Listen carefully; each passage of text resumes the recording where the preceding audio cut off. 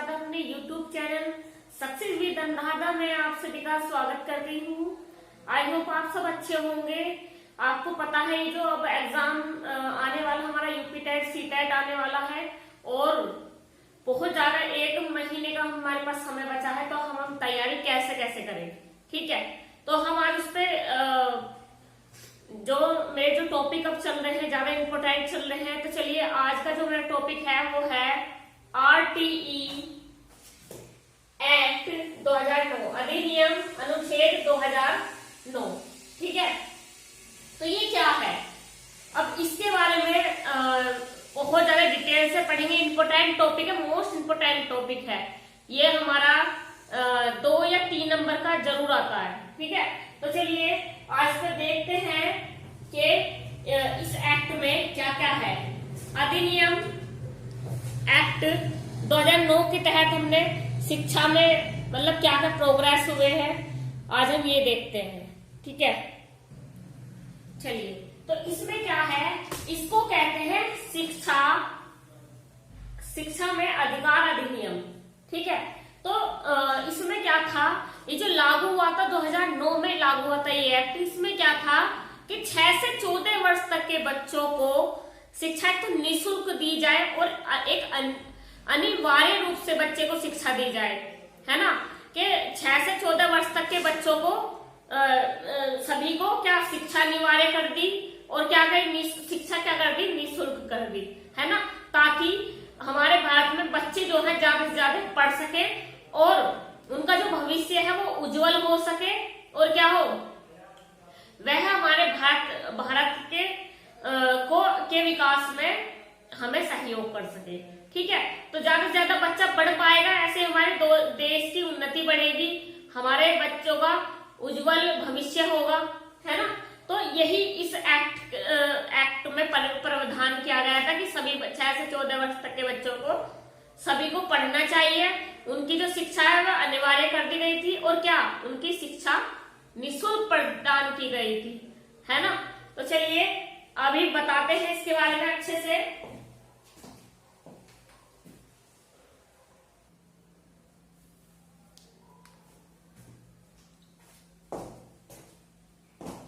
चलिए देखते हैं इसके अंतर्गत शिक्षा का अधिकार अधिनियम।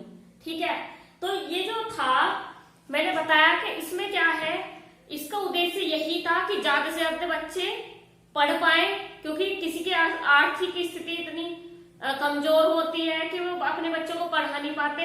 तो ये जो एक्ट था राइट ऑफ एजुकेशन, है ना, तो ये उन बच्चों के लिए था जो जिनकी आर्थिक स्थिति सही नहीं है, जो अपने बच्चों को नहीं पढ़ा सकते, है ना।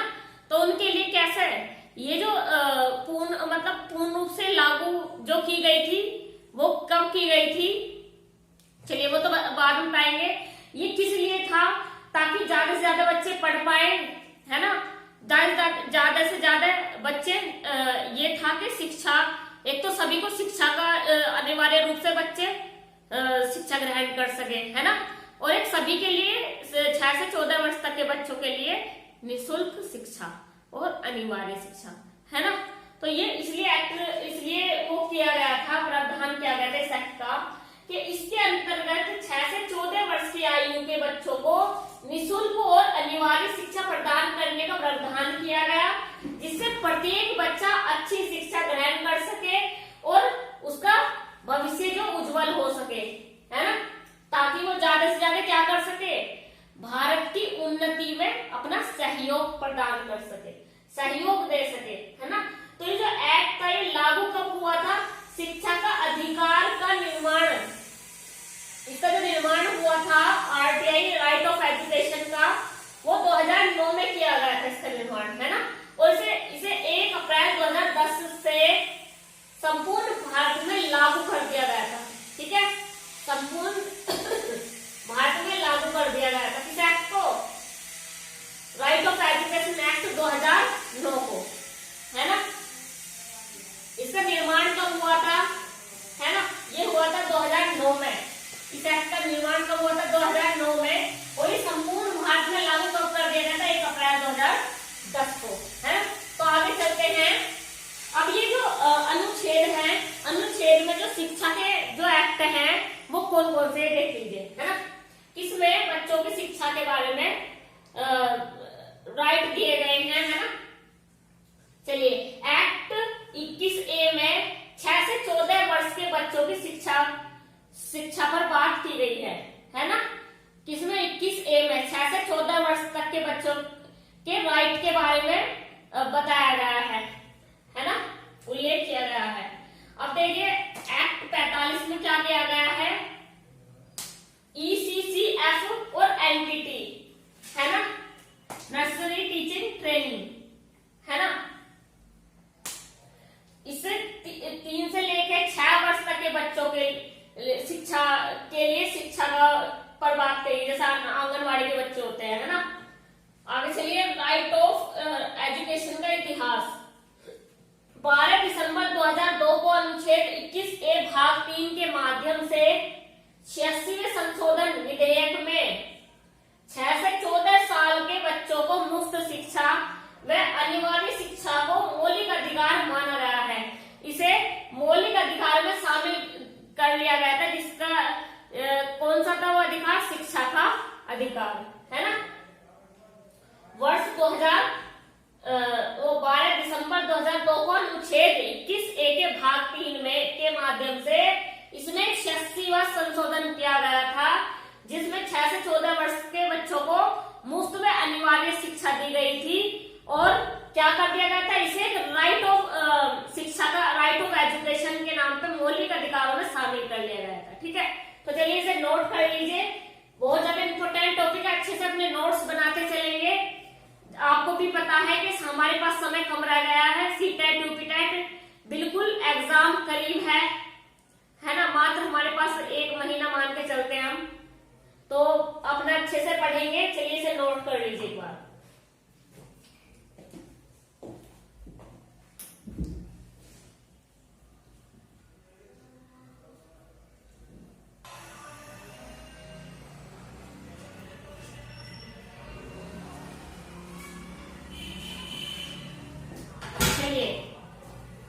अब ये है इस एक्ट की विशेषताएं कि हम इसमें क्या क्या, इस एक्ट को लागू करने का उद्देश्य क्या था, इसमें क्या क्या बच्चों के अधिकार के लिए इसमें क्या क्या बातें कही गई हैं, है ना। शिक्षा में बच्चों का क्या क्या अधिकार है, तो ये एक्ट, इस एक्ट के बारे, इस एक्ट की विशेषताएं बताई गई हैं। चलिए देख लेते हैं कि इसमें निःशुल्क और अनिवार्य प्रारंभिक तथा माध्यमिक शिक्षा का कानूनी प्रावधान है।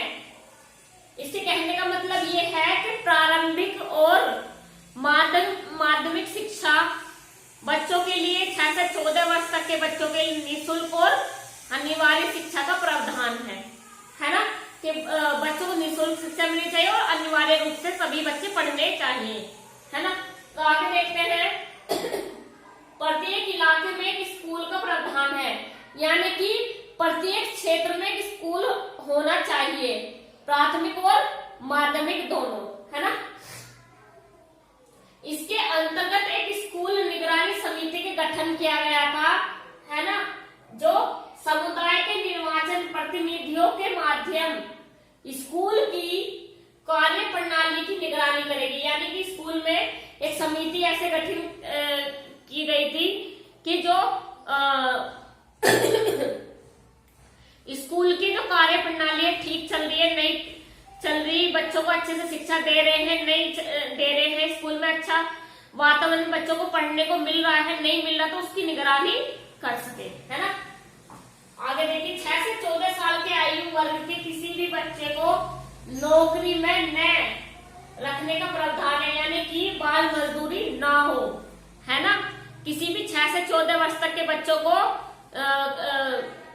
काम पर ना रखा जाए, ताकि बच्चे स्कूली शिक्षा से वंचित न रह जाए, है ना। तो और अगर ऐसा करता है तो उन्हें कानून द्वारा कड़ी से कड़ी सजा दी जाएगी। तो इसलिए बच्चे को नौकरी पर ना रखने का प्रावधान भी इस एक्ट में है। आगे देखिए, 6 से 14 साल के आयु वर्ग को चुनने का जो उद्देश्य है वो क्यों है, अब देख लीजिए कि एक तो ये है कि इसमें दिया गया क्या शिक्षा, शिक्षा पर जोर उनके, है ना, के प्रारंभिक और माध्यमिक स्कूलों में बच्चों को अनिवार्य रूप से निःशुल्क शिक्षा दी जाए।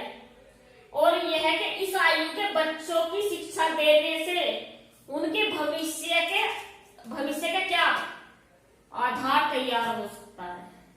इंपॉर्टेंट है, ये पूछ लेगा कि एक्ट 2009 जो राइट ऑफ एजुकेशन का है उसमें 6 से 14 वर्ष तक के बच्चों को चुनने का क्या उद्देश्य है ना। तो क्या उद्देश्य है, बच्चों का आधार तैयार करना, है ना।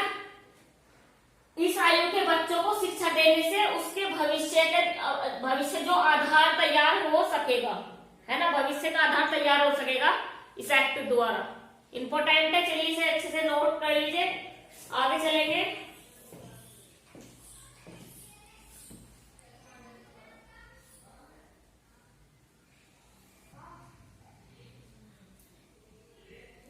चलिए इससे इन क्वेश्चनों से लगभग कहीं भी मेरा एक भी क्वेश्चन बाहर नहीं जाएगा। मैंने एक एक क्वेश्चन बहुत सोच समझ के रखे हैं, इम्पोर्टेंट है। तो आप देख सकते हो कि मेरा जो पहला क्वेश्चन है वो है right of education, RTE act, जिसे बोलते हैं RTE शॉर्ट में, है ना। इसकी फुल फॉर्म क्या है, राइट ऑफ एजुकेशन, शिक्षा का अधिकार अधिनियम 2009, है ना। 2009 ये कब लागू किया गया था संपूर्ण भारत में, ये लागू किया गया था 1 अप्रैल 2010 को, जो जम्मू एंड कश्मीर में लागू नहीं है ना। निःशुल्क एवं अनिवार्य शिक्षा को मूल अधिकार के रूप में किस अनुच्छेद में जोड़ा गया, कौन सा अनुच्छेद में जोड़ा गया था, अनुच्छेद 21A में, है ना। तीसरा क्वेश्चन है हमारा, शिक्षा के अधिकार अधिनियम के तहत प्राथमिक कक्षाओं में छात्र एवं शिक्षक का अनुपात कितना होता है, 1:3, है ना। RTE राइट ऑफ एजुकेशन 2009 के तहत शिक्षा के लिए एक सप्ताह में न्यूनतम कितने घंटे कार्य होता है, 45 घंटे। कितने घंटे होता है, 45 घंटे। इंपोर्टेंट है, बार बार पूछा जाता है ये क्वेश्चन, ठीक है, ये भी इंपोर्टेंट है।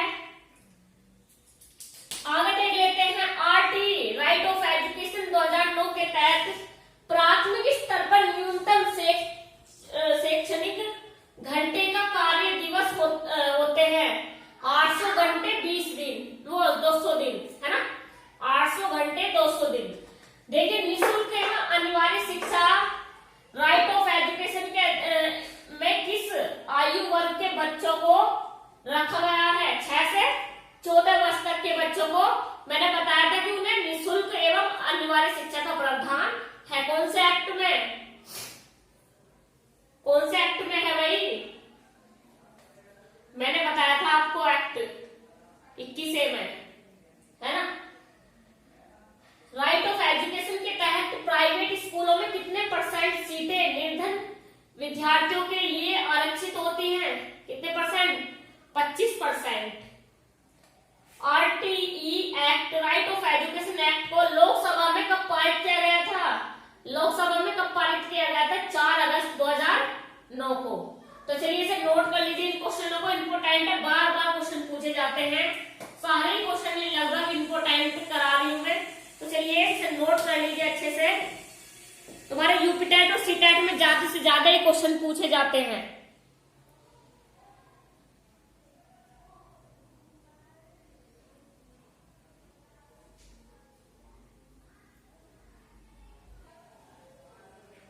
चलिए देखते हैं, ये जो SMC है यानी कि स्कूल मैनेजमेंट कमेटी, यानी कि जो स्कूल के सारे कामकाजों को बिल्कुल मैनेज करके रखती है, वो कमेटी का गठन कब हुआ था, 20 जुलाई 2009 को। क्या है ये, 20 जुलाई 2009। शायद किसी को सही से दिखाई नहीं दे रहा हो इसलिए मैं दोबारा लिख रही हूँ, 20 जुलाई 2009, ठीक है। दूसरा क्वेश्चन देख लीजिए, RTI राइट ऑफ एजुकेशन 2009 के अनुसार उच्च प्राथमिक स्तर पर कक्षा 6 से 8 हेतु एवं शिक्षा का अनुपात होना चाहिए। क्या समझिए, एक अध्यापक, एक प्रधानाध्यापक और उसमें कितने अध्यापक होने चाहिए, 5 अध्यापक होने चाहिए 6 से 8 वर्ष तक की कक्षा के स्कूलों तक, है ना। ज्यादा बच्चे होने पर प्रधानाध्यापक की नियुक्ति होगी, कितनी, 35 बच्चों पर एक प्रधानाध्यापक, है ना। आगे देखिए, आरटीई राइट ऑफ एजुकेशन 2009 के अनुसार कक्षा 1 से 8 तक के यदि परिवेश दिए गए सदस्यों की संख्या 200 से अधिक है तो विद्यार्थी एवं शिक्षक का अनुपात क्या होगा, 40 बच्चों पर कितने अध्यापक, एक अध्यापक, है ना, 40:1। राइट ऑफ एजुकेशन के तहत उच्च प्राथमिक स्तर पर एक अध्यापक को प्रतिदिन कितने घंटे पढ़ाना होगा, कितने घंटे पढ़ाना होगा, 4.5 घंटे। कितने घंटे भाई, 4.5 घंटे। ठीक है, आगे चलते हैं। राइट ऑफ एजुकेशन 2009 को किस धारा में यह बताया गया है कि बच्चों को शारीरिक दंड देना और प्रभावित करना मना है, धारा 17 में। ठीक है, कि बच्चों को दंड ना दिया जाए, किसी तरीके से उसे शिक्षा से वंचित न किया जाए। आरटीई का ऑफिशियल नेम क्या है, the right of children to free and compulsory education act 2009, है ना, यानी कि शिक्षा का अधिकार अधिनियम, निःशुल्क एवं अनिवार्य शिक्षा। राइट एक्ट 2009 के अनुसार कितने वर्ष के अंदर प्रत्येक बसापत के पास सरकारी स्कूल होगा, 3 वर्ष के बाद। कक्षा 1 से 5 तक के विद्यार्थियों के लिए विद्यालय की दूरी होनी चाहिए 1 किलोमीटर के अंतराल में, है ना, विद्यालय होना चाहिए। तो चलिए इसे एक बार नोट कर लीजिए अच्छे से। इंपोर्टेंट क्वेश्चन जाते थे, वो बार बार पूछे जाते हैं, वही करा रही हूँ, अच्छे से पढ़ेंगे इनको। चलिए एवरीवन, मैं आपको बताती हूँ इससे आगे कि और क्या क्या प्रावधान है इस एक्ट में। राइट ऑफ एजुकेशन के तहत उच्च प्राथमिक स्तर पर न्यूनतम शैक्षणिक घंटे एवं कार्य दिवस होंगे। क्या माना गया था, 1000 घंटे और 220 दिन, है ना। यदि प्राथमिक स्तर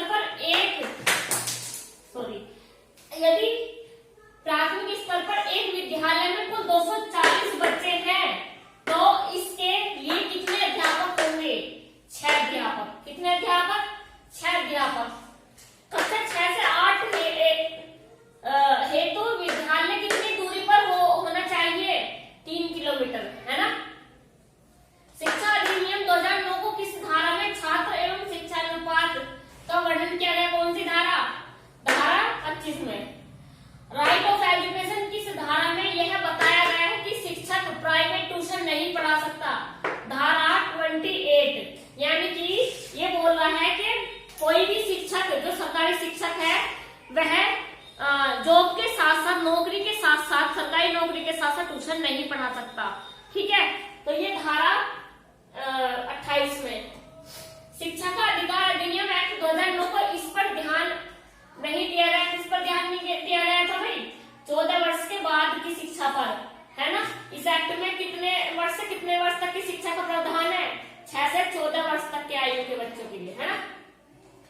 26 अगस्त 2009 को राष्ट्रपति के हस्ताक्षर होने के पश्चात ही ये जो राइट ऑफ एजुकेशन एक्ट का अधिनियम बन गया, है ना।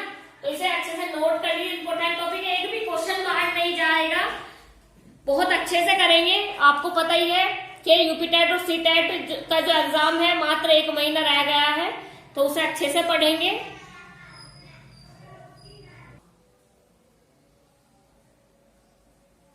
चलिए आगे देखते हैं। भारत शिक्षा के अधिकार एक्ट 2009 को लागू करने वाला विश्व का 135वां देश था, कौन था, भारत, जिसने इस एक्ट को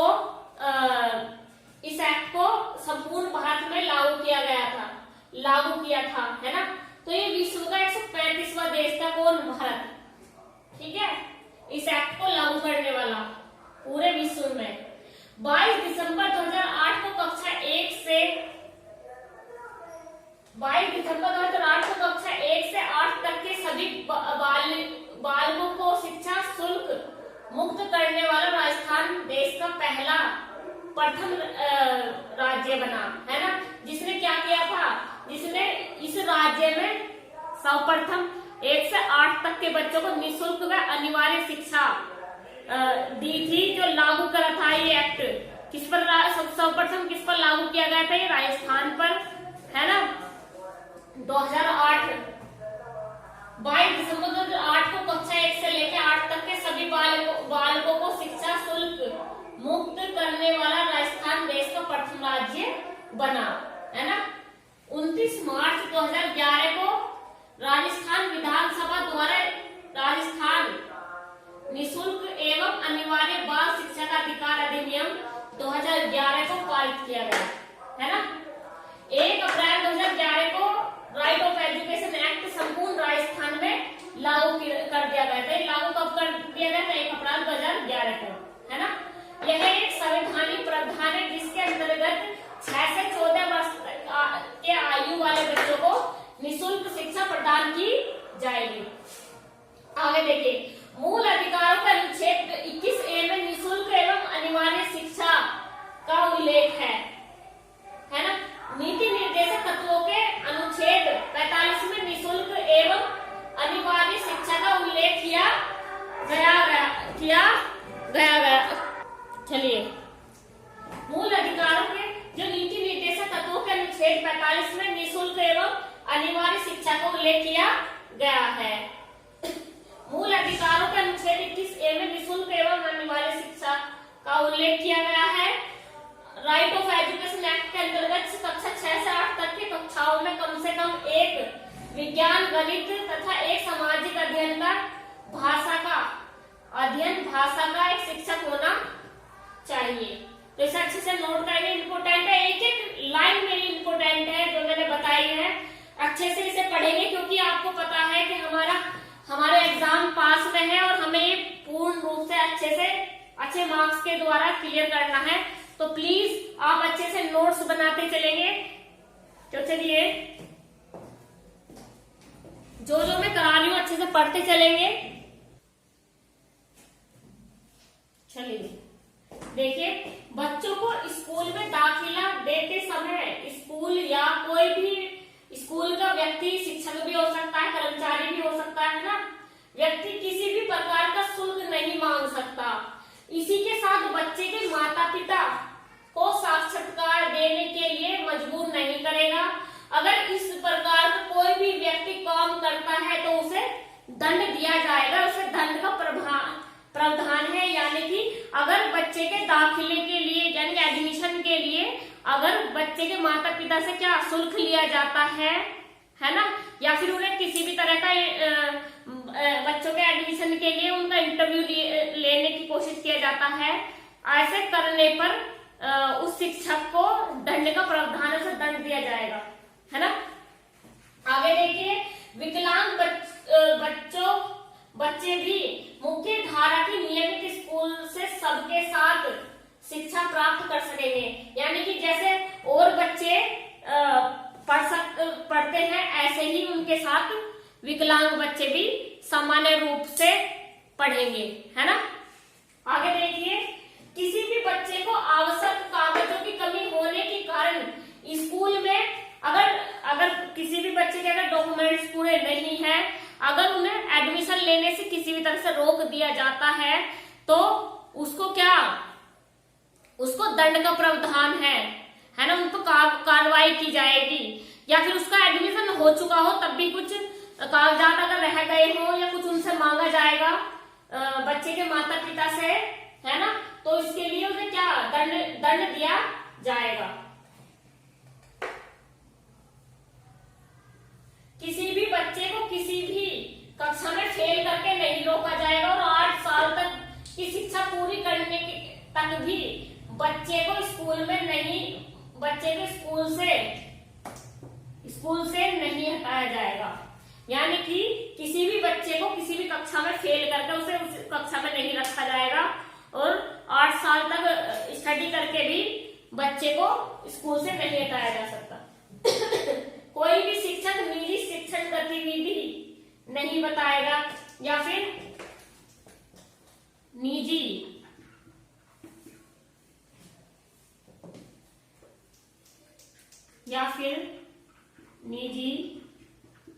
शिक्षण के बारे में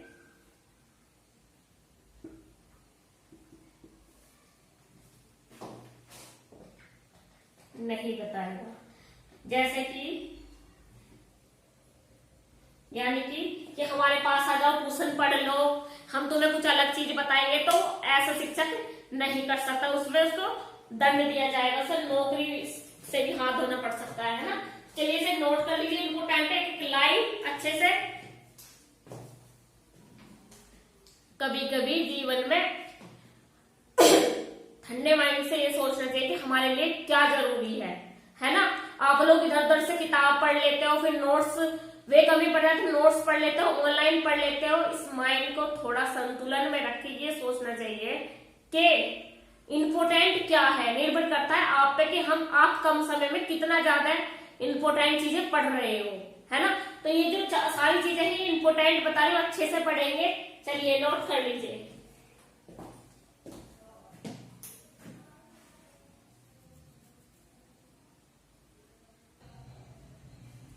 चलिए ये जो एक्ट है, इस नियम के तहत, एक्ट के तहत शिकायत निवारण करने के लिए ग्राम स्तर पर, ग्राम पंचायत स्तर पर संसाधन केंद्र, सीआरसी तहसील स्तर पर पंचायत और जिला स्तर पर जिला पंचायत, है ना, प्राथमिक शिक्षा अधिकार की व्यवस्था करता है। कौन से एक्ट में?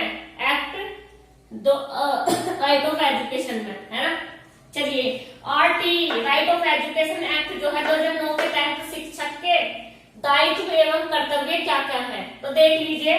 शिक्षा प्रदान करना, बच्चों को ज्यादा से ज्यादा शिक्षा प्रदान करना, जिससे कि उन बच्चों का उज्जवल भविष्य उज्जवल हो सके और वह भारत के उन्नति के योगदान, उन्नति में अपना सहयोग कर सके, है ना।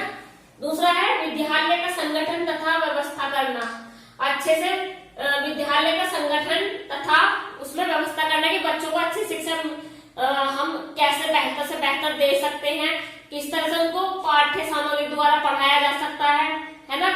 किस तरीके से बच्चों का पढ़ाई की तरफ रुझान बढ़ सके, है ना। मूल्यांकन का उसका रिपोर्ट तैयार करना कौन करता है? शिक्षक, है ना। छात्रों का मार्गदर्शन करना, बाल मनोविज्ञान का ज्ञान हासिल करना, सिद्धांत की बजाय व्यवहारिकता सीखने में बल देने, यानी कि जिससे कि बच्चा इस चीज में बल देना कि बच्चा खुद से ज्यादा चीजें खोज पाए और ज्यादा से ज्यादा बेहतर बच्चे के व्यवहार में भी चीजें आए। बच्चा रटने पर ना आधारित होकर शिक्षा कैसी होनी चाहिए? कार्य करने पर आधारित होनी चाहिए, प्रैक्टिकली वर्क करने पर आधारित होनी चाहिए। शिक्षण के दौरान सामाजिक आवश्यकताओं को प्राथमिकता प्रदान करना, इस एक्ट ने बल दिया है। मूल्यांकन के नवीन तरीकों को खोजना कि कैसे हम बच्चों का बेहतर से बेहतर मूल्यांकन कर सकते हैं, है ना। धर्म मुक्त शिक्षा का प्रसार करना, यानी कि किसी तरीके से बच्चों के प्रति भेदभाव नहीं होना चाहिए, किसी धर्म जाति को लेकर, किसी भी समुदाय को लेकर किसी भी तरीके से उनको भेदभाव ना करके उन्हें शिक्षा से वंचित ना किया जाए, है ना। इस पे बल दिया है। आगे देखिए, चलिए इसे नोट कर लीजिए, आगे बताती हूं मैं। आपने नोट भी कर लिया होगा।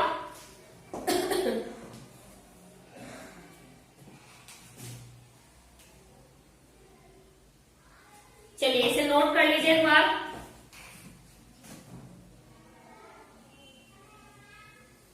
बहुत इंटरेस्टिंग टॉपिक है, आप अच्छे से पढ़ेंगे। ये शिक्षा में अधिकार बच्चों को क्या क्या दिए गए हैं, क्या क्या बच्चों के लिए इसमें प्रावधान रखे गए हैं, शिक्षक के लिए प्रावधान रखे गए हैं, वो सब इसमें उल्लेख किया गया है। चलिए, जो ये जो है ट्यूशन पढ़ाते हैं, जो सरकारी टीचर होते हैं, है ना, और जो घर पे भी ट्यूशन पढ़ाते हैं, तो ये क्या है कि ट्यूशन खोरी तथा नशाखोरी, नशा करने वालों के विरुद्ध जन जागरण फैलाना, यानी कि इससे होने वाले नुकसान के बारे में सबको, लोगों को जागरूक करना कि ऐसा करने पे हमें ये नुकसान होते हैं, है ना। तीसरा देखिए, जनतांत्रिक तथा या लोकतांत्रिक व्यवहार पर बल देना, यानी जिससे सबका, लोगों का क्या हो सके, कल्याण हो सके सबका, है ना, जो जिससे लोगों को मदद मिल सके, है ना। लोकतांत्रिक व जनतांत्रिक व्यवहार पर बल देना ठीक है, शिक्षा का दायित्व होता है। तो चलिए, ये जो टॉपिक है आज यहीं पर समाप्त होता है। मिलते हैं नेक्स्ट टॉपिक में, नेक्स्ट वीडियो के साथ। ये जो मैंने अभी पढ़ाया है ये इतना इम्पोर्टेंट है कि आप अगर ये सारे क्वेश्चन कर लोगे तो मेरे एक भी जो एग्जाम में आता है क्वेश्चन, वो इससे बाहर बिल्कुल नहीं जाएगा। ठीक है, तो आप इन सारे क्वेश्चनों को अच्छे से पढ़ेंगे, नोट्स बनाते चलेंगे अपने, समय कम रह गया है। ओके, धन्यवाद।